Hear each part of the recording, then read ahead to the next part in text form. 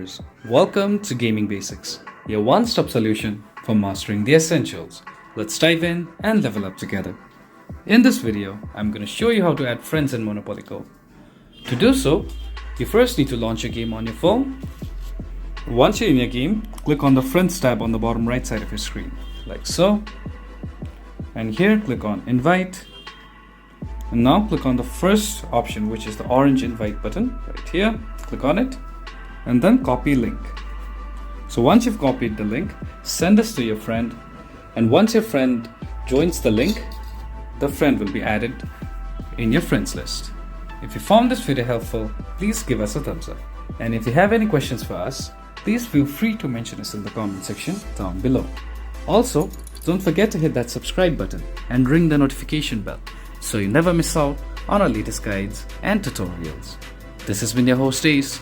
Happy gaming!